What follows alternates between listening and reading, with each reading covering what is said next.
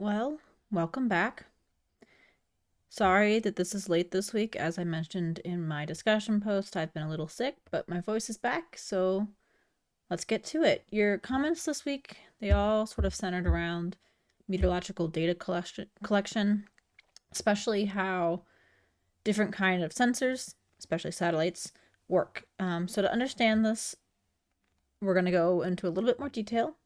In order to approach this lecture, you should already have a firm foundation in the properties of radiation, which we've talked about in past weeks, especially when it comes to how radiation interacts with matter. It can be scattered, refracted, reflected, absorbed. If you don't feel confident, feel free to press pause, review that material, and come back. I'll still be here. Otherwise, let's go right ahead. So, we all want good forecasts, right? When I open my weather app and it says it's going to rain today, I want it to rain today. It can help us prepare when we water our lawns, when we plan outdoor picnics, all sorts of things. And of course, it's very important in severe weather scenarios. It can save lives. We need good data to make good forecasts, right? If we have bad data in our models, we get bad outputs. So accurate forecasts, they start with good data. This is why it's so important. Same thing with research. If we make research conclusions based off of bad data or incorrect data, those conclusions are also going to be bad or incorrect. Think about making a cake, right? If I put expired baking soda or spoiled eggs or milk into a cake and put it in the oven, what comes out might not be cake. And if it does come out of the cake, it's probably not going to taste very good. But if I put good quality ingredients in a cake, it's probably going to be a cake when it come out. It's the same thing with data. If I put shitty data, excuse my language, into a model, bad results come out. Incorrect results, right? So there's a few different types of meteorological data or observations that we can make. There's visual. Those are the ones that we make with our eyes. I am looking out my window. It is cloudy. It's been cloudy all day. I can't see the sky, and it's been raining. All of those are visual observations. Direct observations are observations made by instruments located where the observation is taken. So if I opened my window right now and I stuck a thermometer out there and it says, oh, it's 48 degrees outside, that is a direct observation. The temperature is being taken where the observation is. The thermometer is in the air where the temperature is being sensed. Indirect observations, those are going to be more like your satellite, right? The instruments are located at a location other than where the observation is taken. So the satellite is in space. It can sense the temperature of clouds on Earth. The satellite is not in the clouds on Earth, so it's not a direct observation. It's an indirect observation. There's two types of indirect observations. There's active and passive. So active sensing is when the observing instrument actively emits a signal, like a radio wave or some kind of radiation. And then it derives data or information from the echo it gets back. You can kind of think about this. You might have heard of like echolocation, like bats use that, or sonar in the oceans, right? It's the same principle. There's a pulse, I'm speaking, and then there's listening for a response. So you're listening for that echo. If you're in a cannon and you shout, you're listening for the response. It's the same principle, right? How long it takes for it to get back to you, what happens to it, all of that can tell you about what it hit and what's out there. The shape, the distance, the material, the thing it hits, all of that is going to give the information that an active sensor is looking for. Passive sensing is when the observing instrument doesn't send out a signal, but the information is derived from a signal it receives from another source. So Earth, right? We've talked about this before. Earth is constantly emitting radiation. It's reflecting visual information from the sun's rays back to satellites. It's reflecting infrared or heat information. It's actively emitting infrared or heat radiation as well. as it absorbs shortwave radiation and re-emits it as longwave. All of that can be taken in by a satellite, and that would be the passive sensing. All right, so let's talk about a few of these data types, right? When I say data, what am I talking about? So one of those is pressure. We've talked about pressure a lot. Remember, it's the weight of the column of air above you. A barometer is what we use to measure surface pressure. So the pressure at the altitude where it's situated.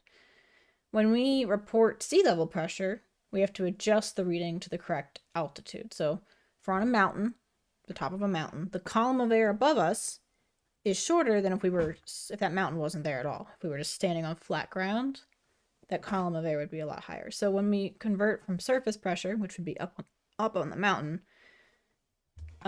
we have to convert to get it to sea level pressure, which would be if we were standing at sea level. So next would be surface temperature. So typically, you've seen thermometers, either mercury thermometers or alcohol thermometers. Those work with the principle of the liquid inside is going to expand or contract when heated or cooled, and therefore it's going to rise if it's heated, or sink down the glass, which is going to give us a temperature. A lot of thermometers today are actually electric. So there's a wire and a machine that measures the electronic resistance of that wire. Now, the electronic resistance of that wire is going to change based on the temperature of that wire. So the warmer the temperature, it changes the electronic resistance, and the machine's going to measure that. Now, we measure it 2 meters above the ground in a white painted shelter. Now, why is it in a white painted shelter? So, first of all, we don't want it to be in direct sunlight.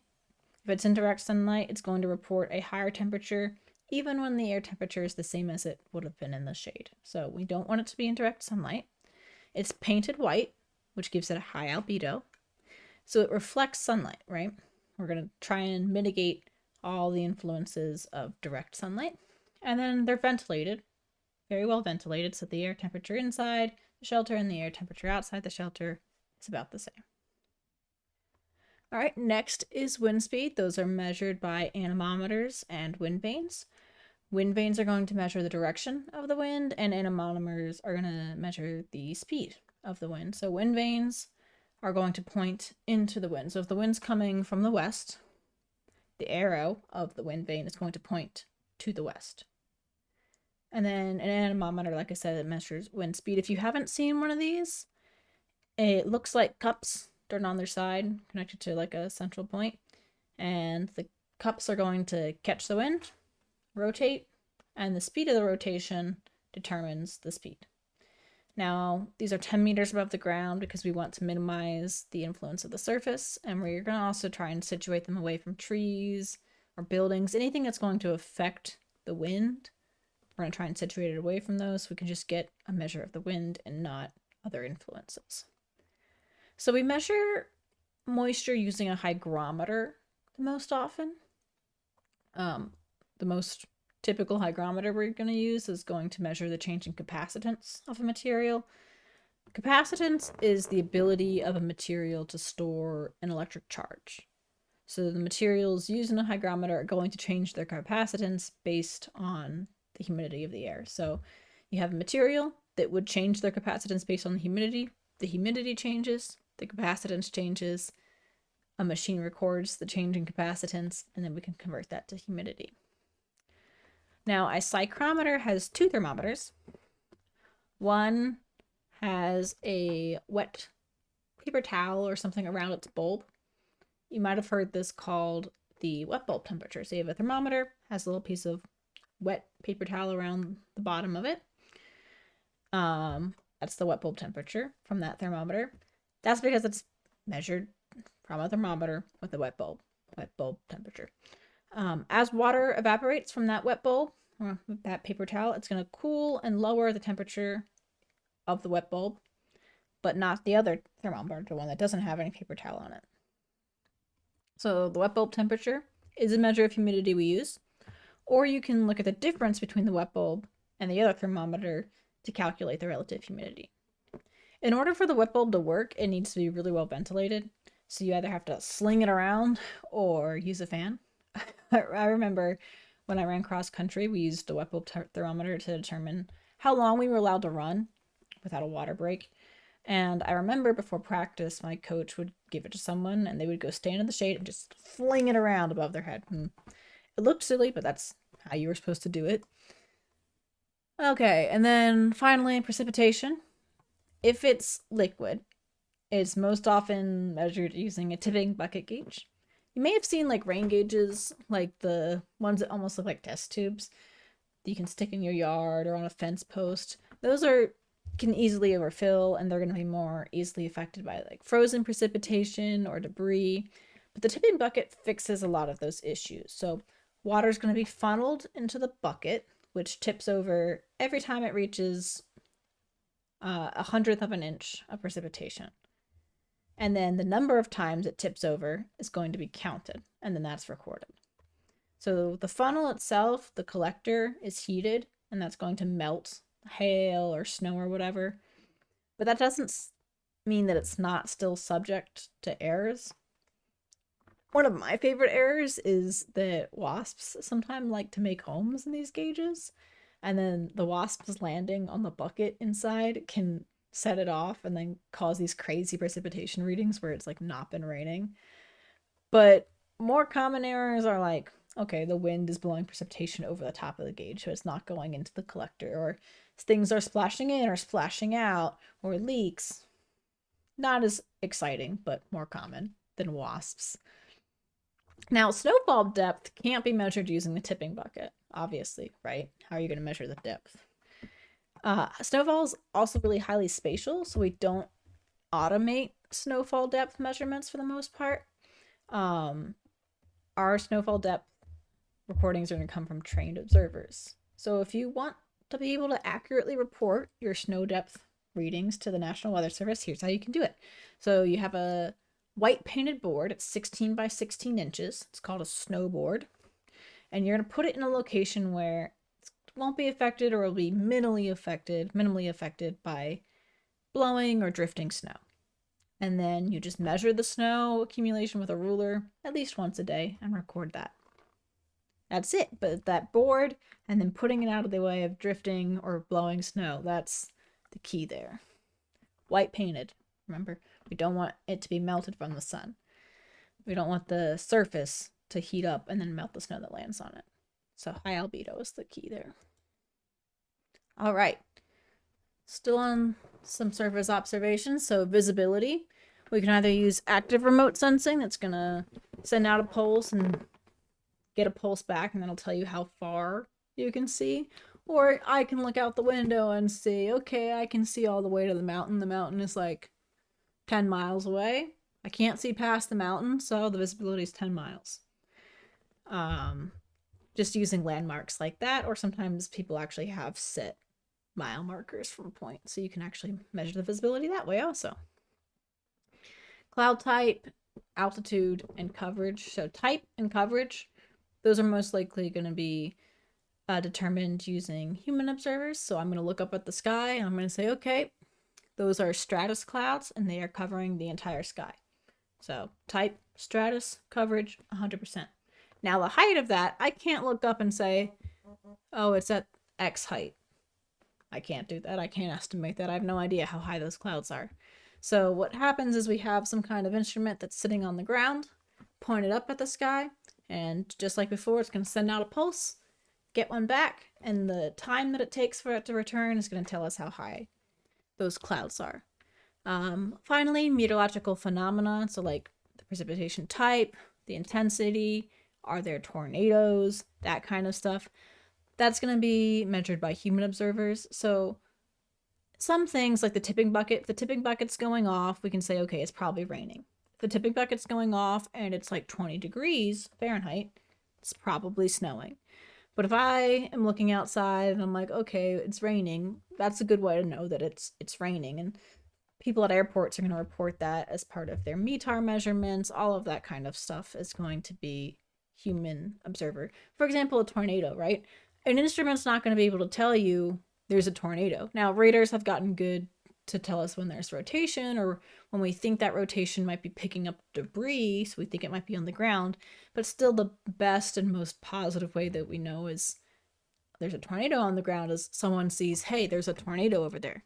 This is not me telling you to go outside and look for tornadoes. Don't do that. We have trained spotters to do that. Don't do that. And then there's other observations that can be derived from any of those others. So how do we get these surface observations? Right? We have just talked about all these things that we collect. Who collects them? The vast majority of our surface weather data is automated and collected from ASOS, or the Automated Surface Observing Stations. We have over 900 ASOS stations in the US. Most of them are going to be at airports because those observations are really, really crucial for real-time operations. They're collected at regular intervals every single minute, and then after an hour, it'll be transmitted, and they are transmitted 24/7. Always. If conditions are changing very, very rapidly, those measurements can be sent more frequently, so they can be sent up to a minute, so you can get information every minute. So that's really crucial in severe weather situations. So they're not perfect, right? So here's Wisconsin. Here's a map of some of the ASOS stations in Wisconsin. There's a lot, right? But they're not regularly spaced. They're not going to be over water, so we're not going to have observations over water. And then these stations, they're called ASOS in the United States, but other countries also have surface observation stations. And in less developed countries, there might be less frequent. There might be less spatially coherent, and they're not going to be as frequent near the poles where there's, not people. And they're not able to measure all meteorological conditions like fog, tornadoes, ash, smoke.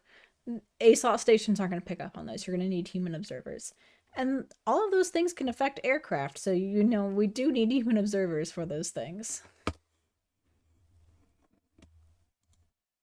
Okay, well, we've talked about the surface, but we have a whole atmosphere that we care about, right? So how do we get that? We have 3 different instruments that we use to get vertical profile or data about what's happening in the atmosphere above us. There's radiosondes, radiosondes, and dropsondes. Now, radiosondes and radiosondes are both weather balloons. The difference here is that wind here means wind. So radiosondes are going to be able to collect pressure, temperature, relative humidity data, but radiosondes are going to do all of that plus wind speed and direction. So the way radiosondes and radiosondes work is there's a package of instrumentation, a small package of instrumentation. It's loaded onto a helium-filled weather balloon, and then let go. And the weather balloon floats up until it pops, and then the data floats down in a little parachute and lands wherever it lands. Dropsondes, on the other hand, are launched from typically planes. So instead of going from the surface up through the atmosphere, it starts at a certain point in the atmosphere and goes down to the surface. So they're launched out of planes most of the time, and you get pressure, temperature, relative humidity, and wind speed and direction data. All of that is really important. That's what the hurricane hunters launch into the hurricanes. Those are different kinds of dropsondes. All right, so upper air observations. We get them on mandatory isobaric surfaces. So these are our mandatory isobaric surfaces in hectopascals. They can go all the way up to 10 hectopascals, or, wherever the balloon pops, because, as the balloon goes up, the helium inside is going to be under less pressure. It will expand, and it's going to eventually expand to the point where the balloon can't hold it anymore. The balloon's going to pop. So wherever that balloon pops, that'll be the top of our instrumentation record. Some limitations here. They're only launched from land. So 70% of the information in the atmosphere, 70% that's above the oceans, isn't accounted for. Some very strong winds can carry the balloon very far from their origin, and the data can be lost in the process, and that's bad, because that's, a scenario when we would really want that data is when the Winds are really strong. But let's talk about some when we get that data. So measurements are taken every 12 hours. So they're 2 times a day at 0Z and 12Z or UTC. And some stations only launch once a day, but most will try to launch twice a day. And if there's some kind of severe weather event, the balloons in that area are going to get launched more frequently. So if there's some kind of severe outbreak in the plains, some of those plain stations might do a special balloon launch to give us more information about what the atmosphere is looking like. So here's the National Weather Service radio sonde and Raywin sonde network. As you can see, they're not at every National Weather Service office. You all might be familiar with the National Weather Service office in Sullivan because that services Milwaukee. They don't launch balloons, but Green Bay does. Actually, I'm not sure this map is completely updated either. Recent budget and staffing cuts have made it so several of these can't launch anymore. I think there's one in Alaska, I think Omaha, and then like Rapid City in South Dakota off the top of my head. And then there's like, I think some of the stations have also switched to just like once a day launches. I think the Green Bay office is one of those. I mean, it's a shame. Like, we really need the data, and that's going to affect the accuracy of the forecasts. All the data gets assimilated in the models, and without it, I mean, we talked about it, right? Trash in, trash out. I mean, and also like in the future, if that data is missing and researchers are going back and trying to find it, it's not going to be there. But I digress. We have other data to talk about. Radar. We all use it. Some of us love it. Some of us hate it. Not me. I love it. But it's definitely made itself a crucial part of our weather forecasting process. This is a remotely sent weather data type. The data the radar is sensing is not where the radar is most of the time. The way a radar works is it's going to send out a pulse, a radio wave, at a certain elevation level on a 360 degree, so all the way around, and then it's going to listen for the response. Then it's going to change its elevation angle, send out another pulse, then listen for the response, the echo. Change elevation again, so forth and so on, and then it'll repeat. The current range is around 100 to 200 kilometers. At that point, you have to remember Earth's surface is curved, and when you send out a pulse, it's just going to keep getting higher in the atmosphere because the Earth's surface is curved, so it's going to get further and further away from the surface. That plus, just the attenuation of the beam, it limits the range that we can get on these things. So there's currently 155 Doppler radar sites in the US. They are not evenly spaced, so we do have some that are, there's still radar holes in the US, but we're getting better. We're getting better coverage. Doppler radars can allow us to determine the precipitation location, the intensity, and the type of precipitation. We're also able to infer wind speed and direction. And now with dual pol, we can even analyze the structure of certain phenomena. There's plenty of radar products and radar-derived products. Technological advances have really, really transformed data within the past 2 decades into a really, really powerful source of info, especially in severe weather situations. I'm just gonna move on. If you're interested, take a radar class. I love radar. All right, satellites. This is what we talked about most this week and what you guys had the most questions about. Satellites are passive remote sensors.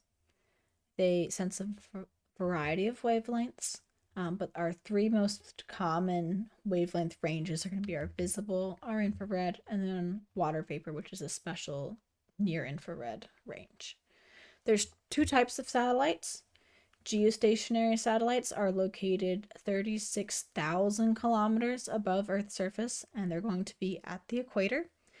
They're going to remain at a fixed location, at a fixed longitude, and they're going to get a pretty good view of the tropics and mid-latitudes. So they stay above the same area all of the time, 24/7. They rotate with Earth, right?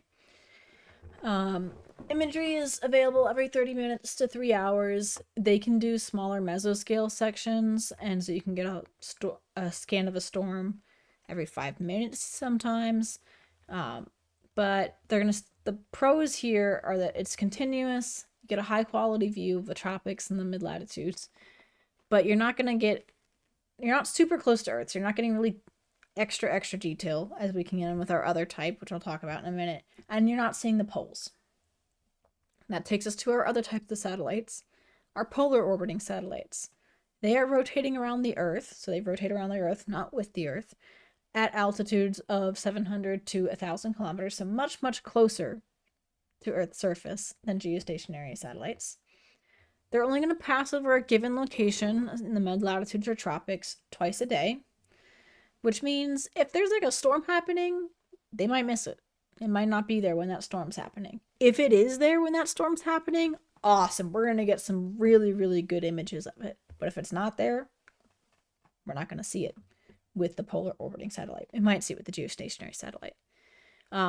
It is going to provide imagery at all latitudes, though, including the polar latitudes, and it's going to get really good spatial resolution. So it's really good for the poles. We only get twice a day views for everywhere else. So together, they give us a really good picture of the atmosphere. Sorry, let me just get a little bit of water here.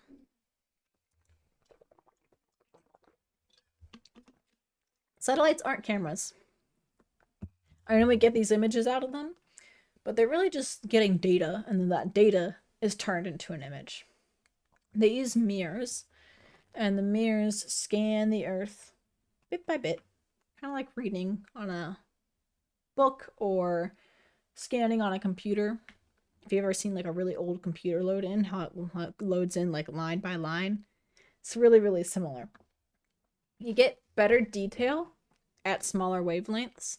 So I've got our 3 different wavelength ranges here, and this is our smallest wavelength. So we're going to get really good detail in like the visible bands, and then degrading detail in the infrared and water vapor bands. We're going to see this when we explore some satellite images in a bit together. Visible satellite images are derived from the amount of sunlight reflected by the Earth. So it depends on the sunlight reflected off Earth's surface or objects on the surface. So the albedo of those areas, right? So dark areas are areas with low albedo. So oceans, dense forests, those are going to show up really dark on images, visible image, satellite images. Light areas with high albedos like snow, fog, clouds, especially thick clouds, those are going to show up as bright on visible satellite images. Next, our infrared radiation. Remember that the shortwave radiation absorbed by the Earth and the atmosphere can then be re-emitted as long-wave or infrared radiation. All objects are going to emit infrared radiation based on your temperature. So you can use our Stefan-Boltzmann equation then to estimate the temperature from the radiation received. Cold objects are going to be white, and then our warm objects are black. So high, really cold clouds are going to be white, and then our warm deserts at the surface should be black. IR, infrared radiation, images, those work whether it's day or night. If it's visible, we only get it when the sun's shining. Finally, water vapor. Like I said, it's a special range of near infrared. Water vapor absorbs and emits radiations at these frequencies really efficiently. So measuring the amount of radiation emitted from those wavelengths, from the atmosphere at those wavelengths, is going to allow us to get a picture of where the water vapor in the atmosphere is, even if there's not clouds there. I'm going to talk about a few just errors real quick. We've already kind of touched on this, but then we'll look at the satellites. The magnitude of observational errors, there's always going to be errors, but it's typically small compared to the magnitude of whatever it is we're measuring. Everything is going to have some kind of error, but that error is typically small. Now, there are situations where the measurement is not representative of the condition.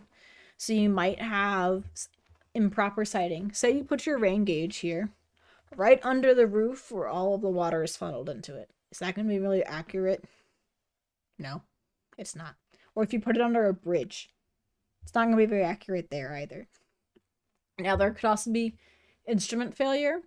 So if you're doing electronic measurements and the machines break, it's going to be broken.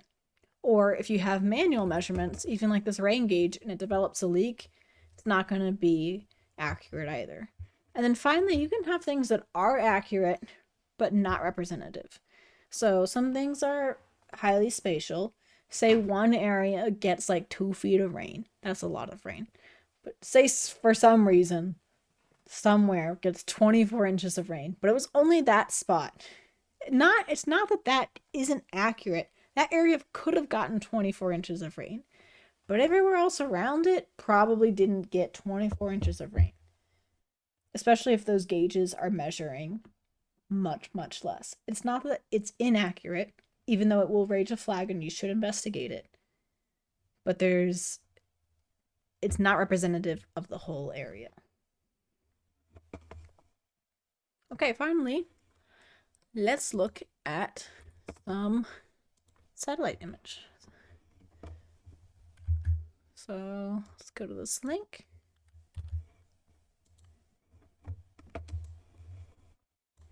Here we are. This is the GOES satellite page. This is NOAA's geostationary page. Let's look at Melissa. Why not?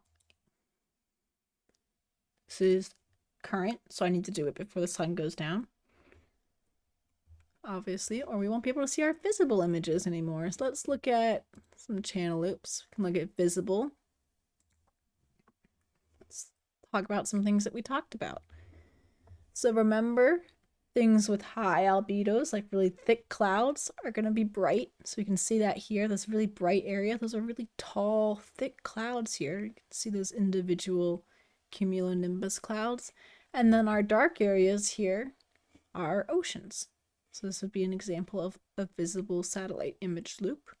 It's currently happening. I want you to also notice the detail that we can see here. All of these individual clouds up here, this individual area of convection here where you can see like individual clouds. Same thing over here, these cirrus clouds and small cumulus cells. All of it, right? Now let's look at like an IR image.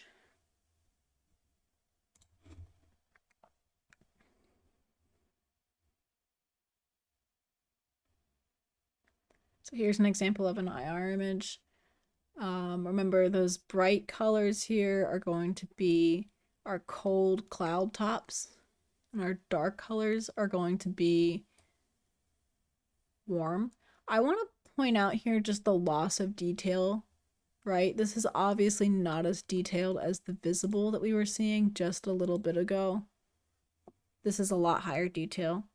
So that just speaks to what we were talking about earlier. Let's look at like a different IR image. This one we've added colors to enhance it. So these are going to be our really, really cold cloud tops right here.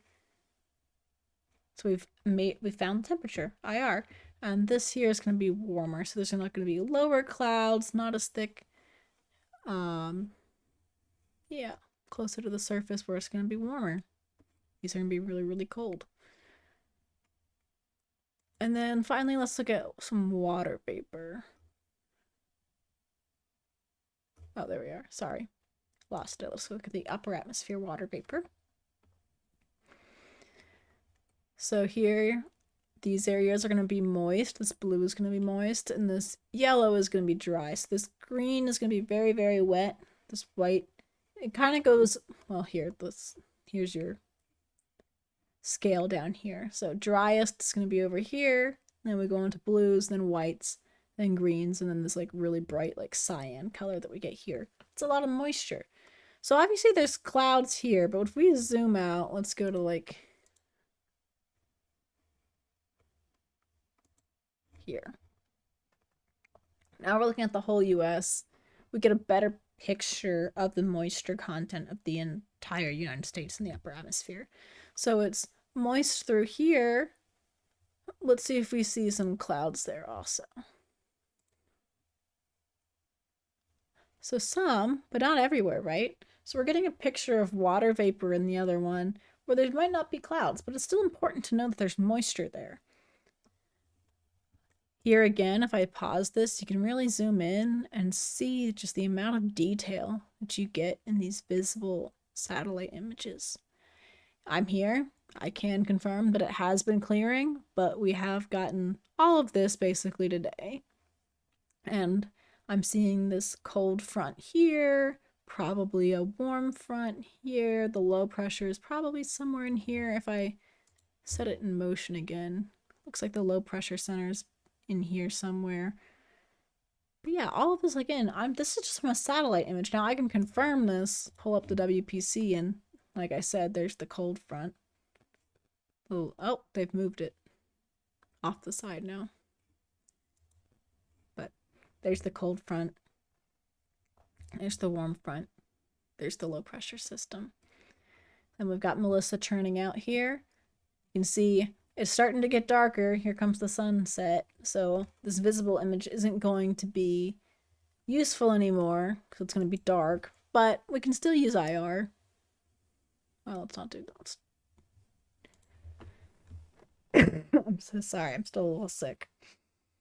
But again, here you can see those really, really cold cloud tops here. Cold cloud tops here. And you can still see like this grayer area.